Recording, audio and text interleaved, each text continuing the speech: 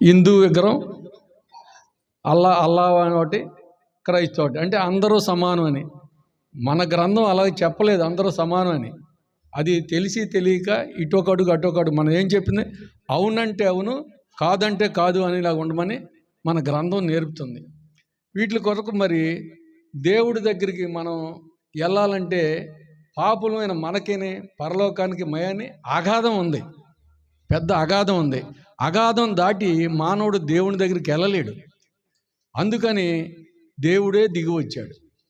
మరి మీకు అర్థమయ్యేలా చెప్పాలంటే ఒక 3-4 సంవత్సరాల బాలుడు బయటికి వెళ్ళిన తర్వాత కొండ ఉంది, ఇక్కడ చిన్న చిన్న కొండలు ఉన్నాయి కదా, అలాంటి కొండ ఉంది. కొండ మీద తండ్రి కనబడుతున్నాడు. వాళ్ళ డాడీ కొండ మీద కనబడుతున్నాడు. డాడీ దగ్గరికి వెళ్దామని కొండ ఎక్కుతున్నాడు. ఎక్కుదాకి ఒక 5-6 మీటర్లు ఎక్కేటప్పటికి జారిపోతున్నాడు. జారిపోతే 2-3 సార్లు ప్రయత్నించాడు. మోకాళ్ళని తెగిపోయి రక్తం కారుతుంది. కింద కూర్చొని ఏడుస్తున్నాడు. డాడీ అని ఏడుస్తున్నాడు. కానీ డాడీ దగ్గరికి ఎక్కుతాకి కొట్టుకుపోయి. మరి తండ్రిని కలవగలడా? కలిసే అవకాశం ఉందా లేదా? తండ్రి కొడుకులు. కుమారుడైతే వెళ్ళలేడు, కానీ తండ్రి దిగి వచ్చి కుమారుడు తండ్రిని కలవగలడు. కాబట్టి అదే 2000 సంవత్సరాల క్రితం యేసుప్రభు ఆయనే దిగి వచ్చాడు కుమారుడైన పిల్లల దగ్గరికి. మొట్టమొదట తప్పిపోయిన వారిని వెదకాడు. తర్వాత నశించిన వారిని వెదకాడు. తర్వాత ఆయన వచ్చాడు. వచ్చిన తర్వాత రక్షకుడుగా అంటే ఒక జడ్జి గారు ఉన్నాడు. ఆయన నీతిని తప్పనే జడ్జి గారు. ఆయన నీతి న్యాయాన్ని అనుసరించేవాడు. ఆయనకు ఒక కుమార్తె ఉంది. ఆమె MBBS 3rd year చదువుతుంది, డాక్టర్గా అవ్వాలని. చదువుతుండగా సెలవులు వచ్చాయి.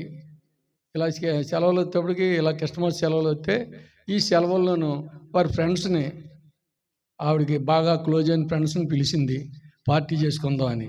ఒక 4 వచ్చారు. వచ్చేటప్పటికి వచ్చిన తర్వాత నాన్నగారు స్నానాల గదిలో స్నానం చేస్తున్నారు.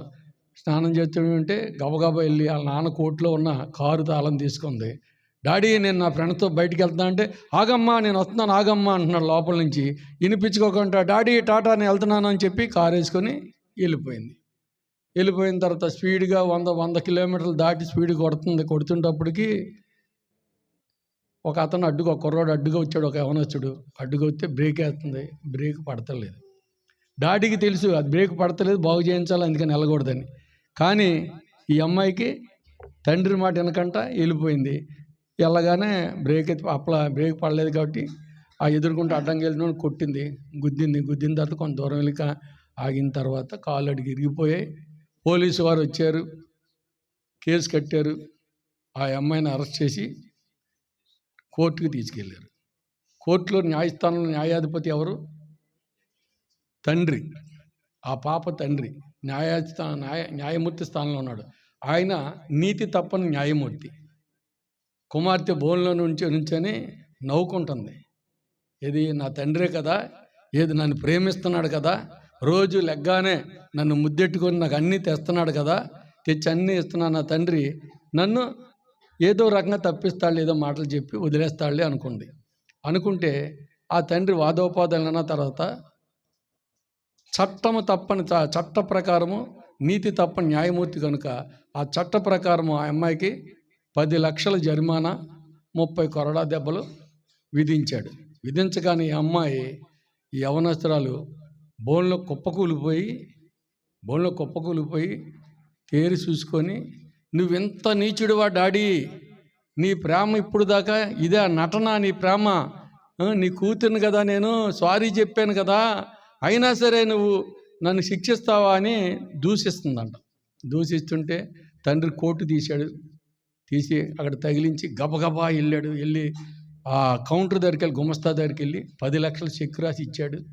ఇచ్చిన తర్వాత శిక్ష అమలు జరుపుతాకి కొరడా పట్టుకొని బంట్రోతు అటువంటి స్తంభానికి కట్టేసి అమ్మాయిని కొరడా ఎత్తేటప్పటికి ఆ అమ్మాయిని కౌగులించుకొని 30 దెబ్బల్లో ఒక్క దెబ్బ కూడా కుమార్తెకు పడకుండా తన మీద 30 దెబ్బలు పడి ఆఖరు దెబ్బ పడిన తర్వాత వెనక్కి ఎరగబడి ప్రాణం విడిచాడు.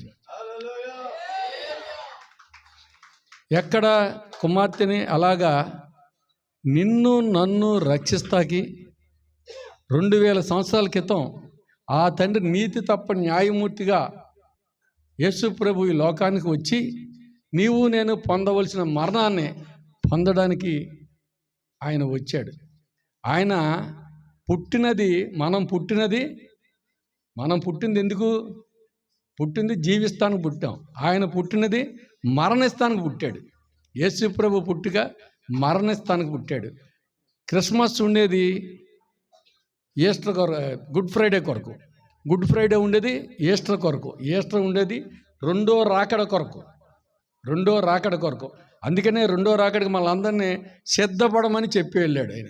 నేను మరలా వస్తాను, మీ అందరికీ గృహాలు నేను చూసి మిమ్మల్ని తీసుకొని వెళ్తానని చెప్పాడు. మీ అందరికీ అక్కడ నా తండ్రి అంటే అనేక నివాస స్థలాలు ఉన్నాయి, లేకపోతే మీకు నేను చెప్తాను. నేను వచ్చి నాతో మీరుండలాగా, మీతో నేను ఉండేలాగా మరలా మిమ్మల్ని వచ్చి నేను తీసుకెళ్తానని చెప్పాడు. కాబట్టి ఆయన మొట్టమొదటిగా ఆయన స్వరూపంలో మనల్ని చేశాడు. ఇప్పుడు మన స్వరూపంలో ఆయన భూమి మీదకి వచ్చాడు. దేవాది దేవుడు పరలోకాన్ని విడిచి వచ్చాడు. మనం గమనిస్తే ఆయన అంటాడు ఎవరి కోసం వచ్చారని శిష్యులతోటి అంటున్నారు. ఎవరో సుంకర్లతోటి పాపులతోటి యేసు ప్రభు భోజనం చేస్తున్నాడని మార్కు సువార్త 2:17 ఆయన 16 అంటే 17 అంటాడైనా పాపుల్నే వెతక వచ్చింది కానీ నీతిమంతుల కొరకు కాదని చెప్పాడు. ఆయన ఎవరి కోసం వచ్చాడు? పాపుల్నే పిలవ వచ్చిందని, నీతిమంతులను పిలవరాలేదని ఆయన చెప్పాడు. అందుకనే 1 తిమోతి 1:15 పాపులను రక్షించిన క్రీస్తు యేసు లోకంలోకి వచ్చినంది. పాపులను రక్షించిన క్రీస్తు యేసు ఎందుకు వచ్చాడ? ఈ లోకానికి వచ్చాడు. అంతేగాని నీతిమంతుల్ని పాపం లేని వారిని రక్షించడానికి కాదు. పాపం లేని వారిని రక్షించడానికి కాదు. అందులోనే అదే వాక్యంలోని పైన అంటాడు ఏంది? రోగుల కొరకే వైద్యుడు కానీ రోగం లేని వారికి ఎందుకు వస్తాడు వైద్యుడు ఎవరికి కావాలి? డాక్టర్ గారు ఎవరికి కావాలమ్మా? రోగులకే కావాలి. అలాగే పాపుల కొరకే కావాలి. కాబట్టి దేవుడు పాపులమైన మనల్ని రక్షించడానికి వచ్చాడు. అంతేకాకుండా ఇంకా మనకి తోడుగా ఉండటానికి వచ్చాడు. మత్తయి సువార్త 1:22-23 చూసుకుంటే, ఇదిగో కన్య గర్భవతి కుమారుని కన్ను, ఆయనకి ఇమ్మానుయేలు అని పేరు పెట్టినంటే హిమాలయన్ పేరుకి భాషాంతంన దేవుడు మనకు తోడు అని అర్థమని అక్కడ రాయబడి ఉంది. ఇమ్మానుయేలు అంటే ఆవిడ కన్యక గర్భవతి కుమారుని కని ఇమ్మానుయేలు అని పేరు పెడితే, ఇమ్మానుయేలు అంటే భాషాంతరంలో దేవుడు మనకి తోడు అని అర్థమని అక్కడ తేటగా రాయబడి ఉంది. కాబట్టి మనం చూస్తే కుమారుని కనుటకు ఆయనకు ఇమ్మానుయేలు అని పేరు పెట్టకు ఇవన్నీ కూడా ప్రవచనాత్మకంగా జరిగింది. కన్యక గర్భవతి కుమారుని కన్నా ఆయనకి ఇమ్మానుయేలు అని పేరు పెడతారని యెషయా 7:14 ప్రవచనం. అలాగే నక్షత్రానికి ఒక ప్రవచనం, మేకా ప్రవక్త ఒక ప్రవచనం ప్రవచించాడు. ఏది? 5:2 మేకా 5:2 ఏం చెప్తున్నాడు? బెత్లెహేమా ఎఫ్రాతా, నీవు యోదావారి కుటుంబంలో అల్పమైన గ్రామమైనను నీలో నుండి వచ్చేవాడు ఇశ్రాయేలు నేలువాడు నీలో నుండి వచ్చును. ఆయన శాశ్వత కాలం ఉన్నవాడు. ఆయన ఎప్పుడంట? ఈ కాలం నుండి, అనాది కాలం నుండి శాశ్వత కాలం వరకు ప్రత్యక్షమగుచుండును అంటది. ఆయన ప్రత్యక్షమయ్యే దేవుడు. శాశ్వత కాలం వరకు కూడా ఆయన నీలో నుండి వచ్చాడు. పురాణ కాలం మొదలుకొని శాశ్వత కాలం వరకు ప్రత్యక్షం అవుతాడని చెప్తున్నాడు. అంటే మనకి కనబడే దేవుడు ప్రత్యక్షం అవుతాడు. ఎప్పుడు? నీ హృదయం అంతా సిద్ధపరచుకొని నువ్వు అడిగితే ప్రతి దానికి నీకు తోడుగా ఉన్న దేవుడు నిన్ను నడిపిస్తాకి ఆయన సిద్ధంగా ఉన్నాడు. మనం చూసుకుంటే సర్వాధికారిని దేవుడు మానవునిగా ఆయన మానవునిగా పుట్టాడు. దైవత్వము రెండూ కలిగిన వాడు యేసుక్రీస్తు ప్రభు. దైవ కుమారుడు, సంపూర్ణంగా మానవుడు, సంపూర్ణంగా దైవ కుమారుడు. అందుకనే ఆయన భూలోకానికి వచ్చి పాపిలైన నిన్ను నన్ను, పాపులైన మానవుల్ని చేయి పట్టుకొని మానవునిగా చేయి పట్టుకున్నాడు. దైవ కుమారునిగా ఒక చేయి తండ్రి చేతిలో పట్టుకొని, మన చేయి పట్టుకొని తండ్రి చేతిలో పెట్టి ఆయన ఏమన్నాడు? తను వచ్చిన పని, తన తండ్రికి అప్పచెప్పిన పని చేయడానికి వచ్చానని చెప్పాడు కదా. తండ్రి చిత్తం నెరవేర్చడానికి, తండ్రి చిత్తం అదే పాపులను రక్షించడం. కాబట్టి తండ్రి ఇదిగో వీరేమి చేయుచున్నారు వెరురుకని వీరిని క్షమించమని చెప్పి తండ్రి చేతిలో పెట్టి సమాప్తమైనదని ఆయన మొట్టమొదటి మాట తండ్రి వీరేం చేయుచున్నారు వీరు ఎరగనన్నాడు. చివరి మాటగా లోకాసువార్త 19:30లో చెప్తాడు. చివరి 5వ మాటగా సమాప్తమైనది అని చెప్పి తన పని పూర్తి చేశాడని సంతోషపడ్డాడు.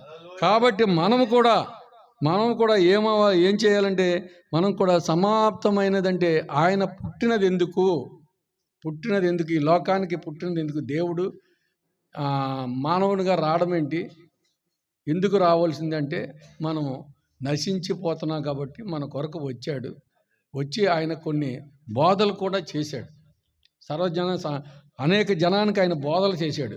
బోధలకు ఎలాగంటే లోకాసువార్త 5:3 ఆయన సీమోను పేతురు యొక్క ధోని ఎక్కి కొద్ది లోపల నుంచి ప్రజలందరికీ కూడా బోధించాడు. సువార్త బోధించడానికి వచ్చాడు. కాబట్టి మనం విన్నవారము ఆయన బల్ల తీసుకున్నప్పుడు చెప్తారు కదా.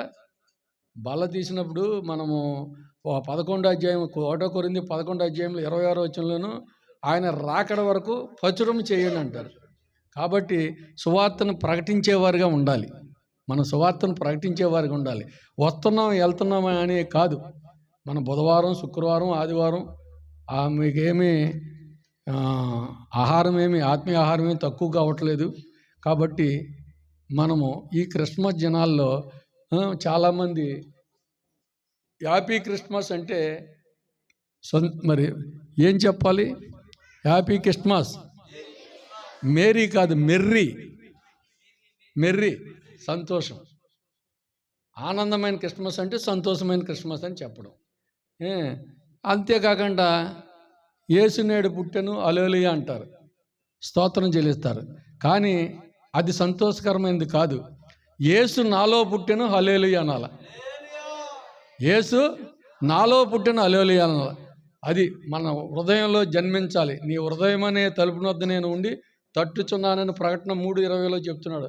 నువ్వు తలుపు తీస్తే నీతో నేనుండి నాతో నువ్వు ఉండి భోజనం చేస్తామని చెప్తున్నాడు. కాబట్టి హృదయం అనే దేవాలయం నాకు కావాలన్నాడు. కాబట్టి ప్రతి ఒక్కరూ హృదయం తెలిసి ఆయనకి మరి ఈ క్రిస్మస్ వేడుకల్లో మరి నేడే రక్షణ దినమని చెప్పినట్లుగా మనందరం కూడా మన హృదయాల్లో ఆయనకి ఇద్దాం, మన హృదయాల్లో ఆయన జన్మింపజేసుకుందాం. మరి నాకు ఈ అవకాశం ఇచ్చిన దైవజనులకి వందనాలు తెలియపరచుకుంటూ నేను